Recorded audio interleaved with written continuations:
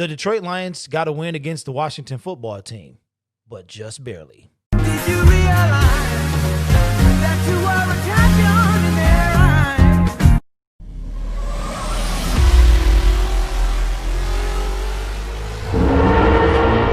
eyes? Subscribe to the members of ISN. Hey there, football fans. My name is Derek, and this is the Gridiron Blitz.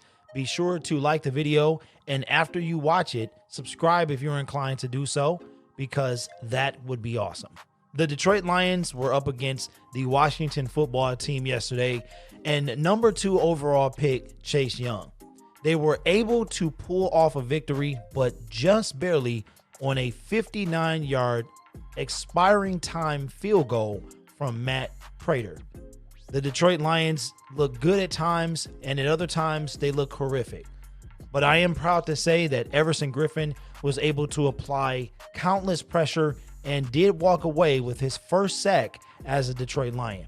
Alex Smith put up monster numbers with no touchdowns and no interceptions, but he was able to lead the Washington football team to a game-tying score in his first start in just under 2 years. So let's go to ESPN and check out the stat line and see how the teams did. I know it's kind of small here, but let's take a look. I'll blow it up after this.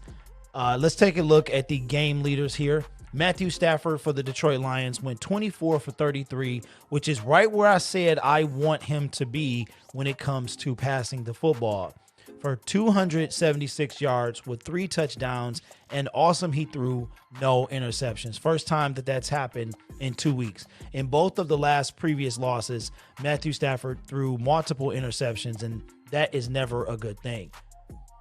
Alex Smith, his first start in almost 2 years, threw the ball 55 times, 38 completions for 390 yards. What an epic stat that is to have. All he needed now was the win.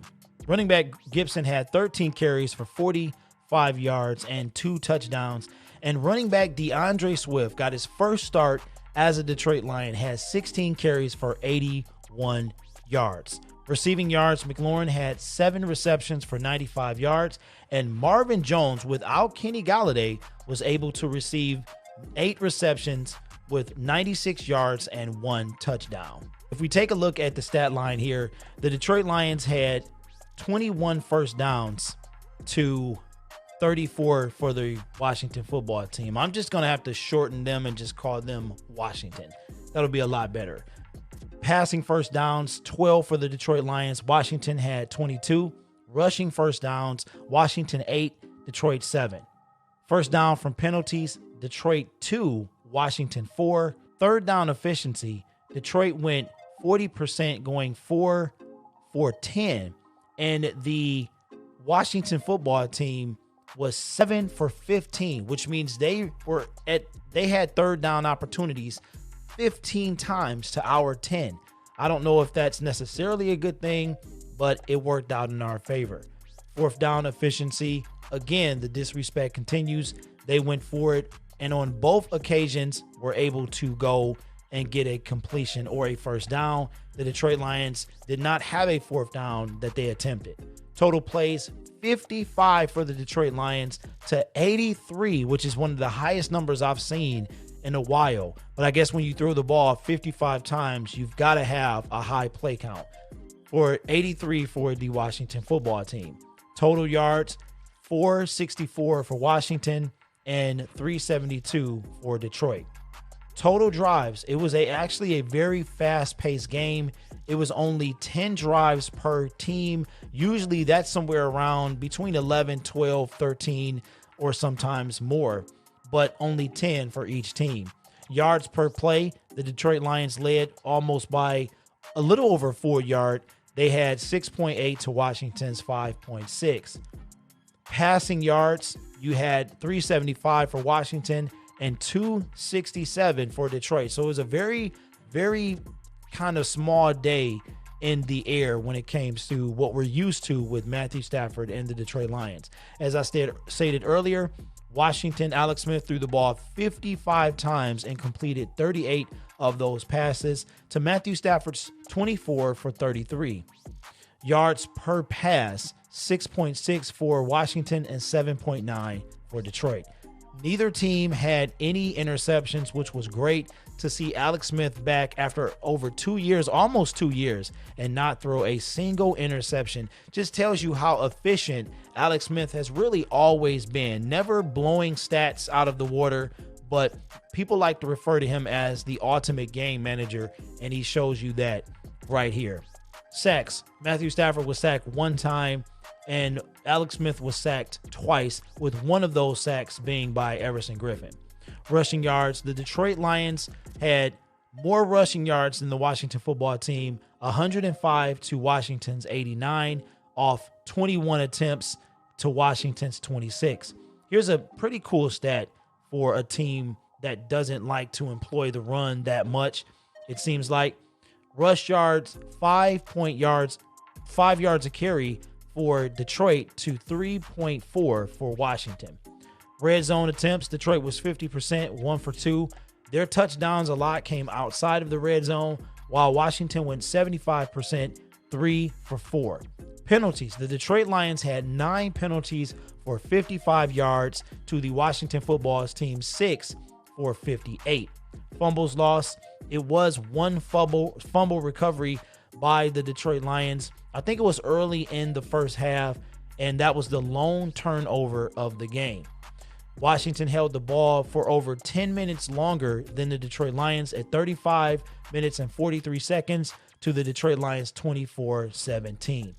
So what do I take away from this game? A lot of people were upset with me because I said that while I was happy with the win, that the Lions are still a bad team. It was one bad team beating a worse team who almost lost to a worse team.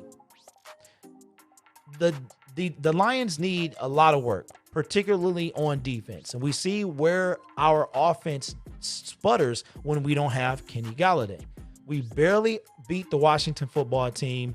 The player of the game's got to be Matt Prater. He actually was perfect today. And the last second kick, I thought he missed it. It started to veer left and then curved back to the right to go through the left upright. The team is not that good. We have a lot of work to do. Our next 2 games are against the losing record Carolina Panthers and the losing record Houston Texans. If the Lions can win these next 2 games, it'll be, if I'm not mistaken, the first time that Matt Patricia has been over 500 in his coaching career as Detroit Lions head coach. And it's something that we need to happen if we're going to have any shot in the playoffs. Now, I know you guys are like, playoffs? We're just trying to win a game. That's exactly what we're trying to do. In order to get to the playoffs, though, we got to win games.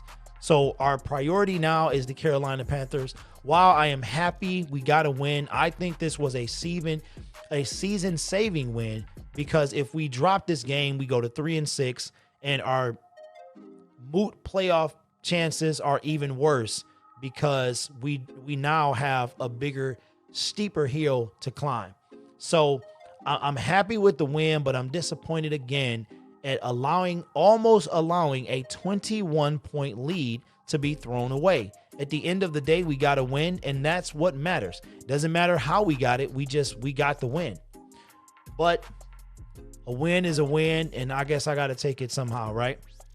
As far as the runner-up to me would be Everson Griffin. I spoke very highly of him.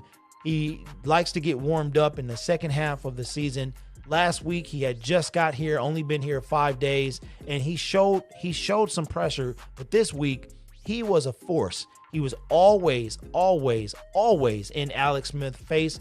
And with 7 games left, I think that we are going to see a lot more of Everson Griffin. If I'm not mistaken, it also puts him at 3 sacks on the season to Romeo's 6. And I would have to give Romeo a honorable mention as well.